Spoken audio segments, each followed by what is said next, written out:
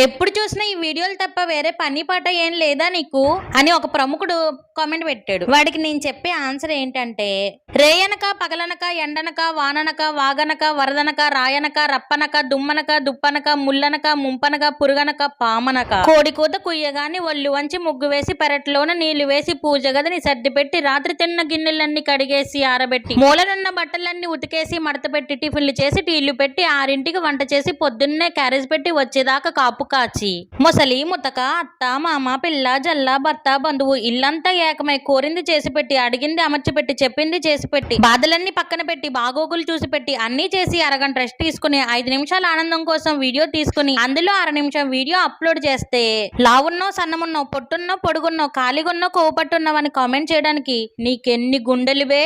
హమ్మేసా dialogue ఎలా ఉందో comment చేయండి. సరే గాని సబ్స్క్రైబ్ చేసుకోవడం మర్చిపోకండి. ఉంటాను.